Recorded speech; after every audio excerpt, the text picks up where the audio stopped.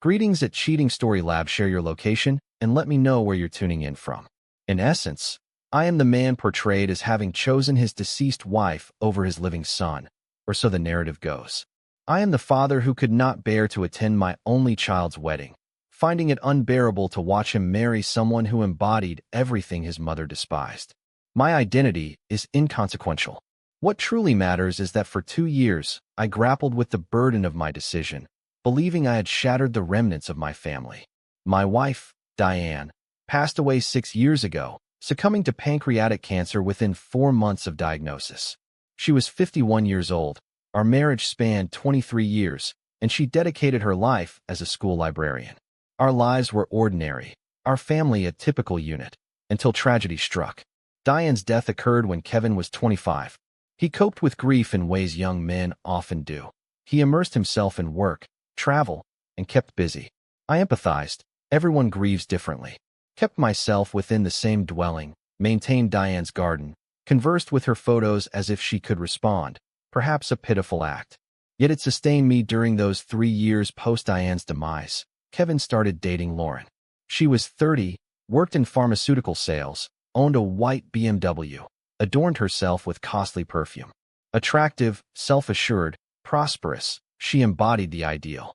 However, there was an air about her when she surveyed our house, Diane's house, that suggested it was a museum piece she was compelled to visit. The initial dinner with Kevin and Lauren, she strolled through the living room and inquired, "Is this your mother?" followed by a series of questions. Kevin chuckled nervously. "Yes, Dad keeps them up." Lauren smiled. "That's heartwarming, sweet," a term women use to imply sentimental. I held my peace. I did not wish to appear overly sensitive and drive away my son's girlfriend. Over the ensuing 8 months, Lauren became a constant presence. At family gatherings, she attended dinners, holidays, and events, maintaining politeness and decorum. However, I observed an unusual pattern. She never inquired about Diane, not even once. When Kevin spoke of his mother, a memory or tale, Lauren would often divert the conversation or check her phone. Conversations about Diane's garden or favorite books were met with nods that suggested impatience, as if waiting for an old man to conclude. I rationalized my concerns, attributing them to paranoia or discomfort with the topic of death.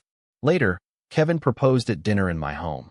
Lauren was present, adorning a diamond ring worth more than 3 months of my earnings.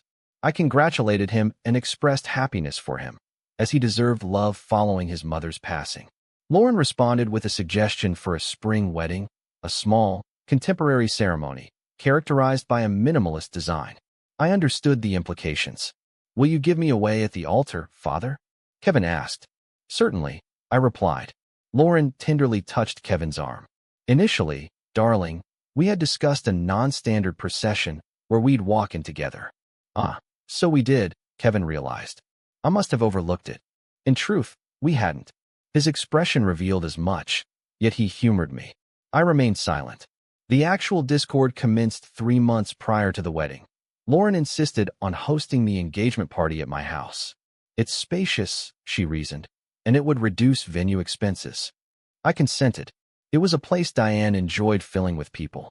Over 2 weeks, I prepared, cleaned, hired caterers, ensured the garden flourished with Diane's roses, and on the night of the party, 70 guests arrived. Kevin's friends, Lauren's colleagues, family members, Lauren's mother Patricia, a boisterous real estate agent adorned in excessive jewelry, and Jean, her father, who owned a chain of car washes, spoke of market expansion throughout the night. I fulfilled the role of host, made casual conversation, kept myself out of sight.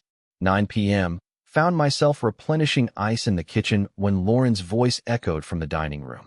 "Frankly, Patricia, I'm not sure we can manage much longer." My movements paused. "Patricia, manage what, dear?" "Lauren, the house, the shrine." Kevin's father remains overly fixated on his deceased wife. Pictures adorning everywhere. Her books, her dishes. It seems she could walk through the door at any moment. Patricia chuckled. "Well, he was married to her for 23 years, Lauren," Kevin explained. "And you know what?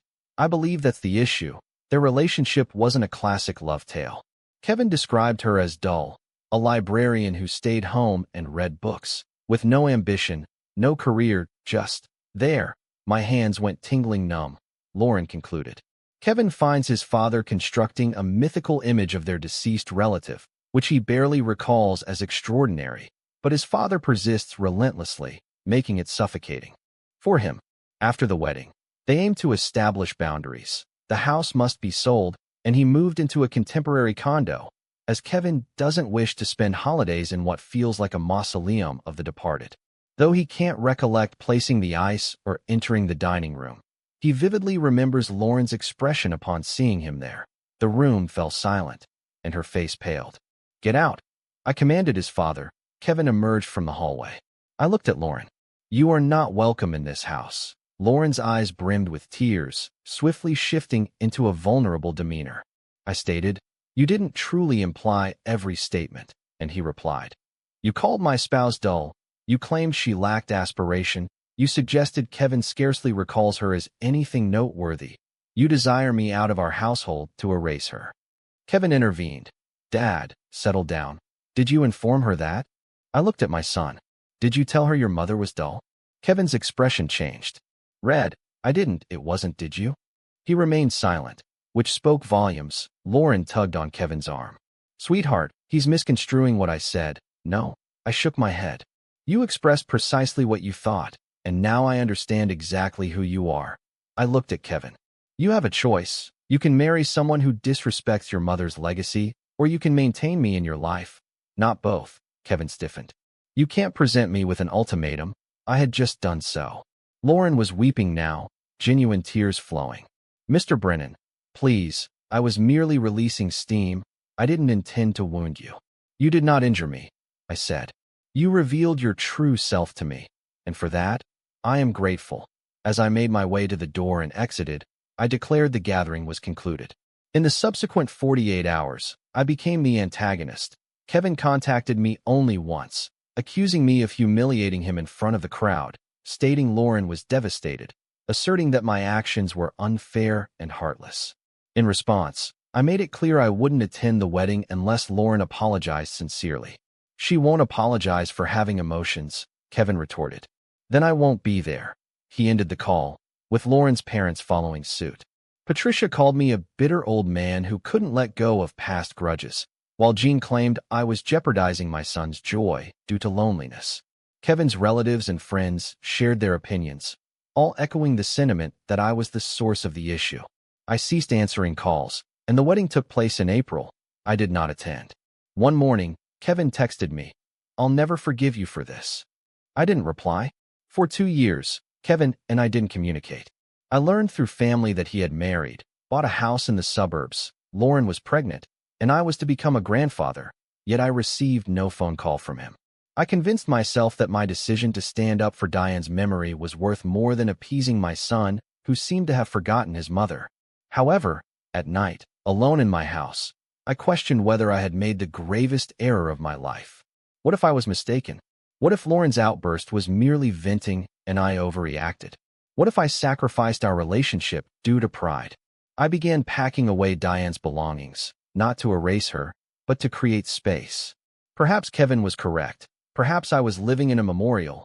I contemplated reaching out, apologizing, meeting my grandchild, but every time I considered picking up the phone, I recalled Lauren's monotonous voice, lacking ambition, and 2 years and 4 months following our wedding, Kevin appeared at my doorstep on a Saturday morning in the garden.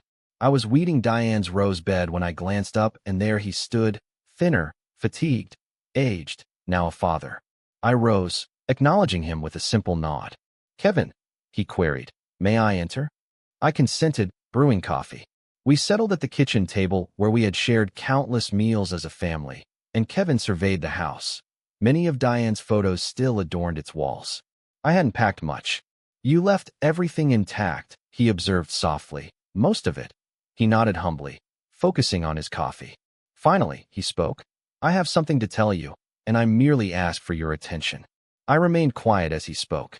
"Lauren and I are parting ways," Kevin disclosed, remaining nonchalant at my lack of reaction. "It's been a struggle for some time," he explained. "She's not the person I thought she was. Since before Wyatt was born." He paused for breath. "Last month, while tidying the garage, he found an old college box. discovered various items such as letters, photographs, and journals. In one of them, my father unveiled a concealed letter from Mom written 2 weeks before her demise. She must have intended it for me to find later. I never knew it existed. I gazed at the envelope, discovering that she wrote about you, Kevin said, expressing her beliefs about how you'd cope. After she was gone, she suggested that you would maintain the house unchanged because your love for her was so profound that you wouldn't know how to let go. She advised patience with you in dealing with your grief. Allow you to grieve. His voice choked up, and then she wrote about the type of woman I should marry. She recommended finding someone who comprehended that love doesn't cease with death, someone who respected those who came before, someone who honored my roots. As he wiped his eyes, I acknowledged that I had taken an opposite path. I married someone who sought to erase Mom, who believed love had a lifespan, who perceived your grief as a vulnerability. Yes, Dad, you were correct. That evening at the engagement celebration, you were correct, and I was too timid to confess it. I was at a loss for words. Lauren had been having an affair with her boss for over a year, Kevin disclosed. Learning about it 3 months prior, she didn't even apologize, instead blaming me for being emotionally unavailable and fixated on my deceased mother and bitter father. He gave a bitter chuckle. She desires the house during the divorce, full custody, alleging that I am unstable because of my obsession with my mother's memory. Anger swelled within me. What do you require? I asked.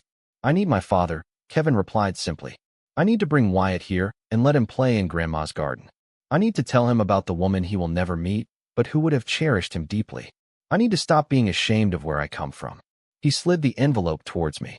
Inside was a letter, Diane's handwriting, shaky due to medication, yet undeniably hers, providing guidance on how to cope with my grief, warnings about choosing partners who cannot grasp loss, and one line that shook me to my core. Kevin, your father will sometimes appear unreasonable. He'll cling to me too tightly. But that's because he loved me fully. Don't hold resentment towards him for it.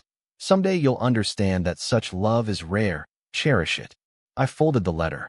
There's nothing to forgive, I stated.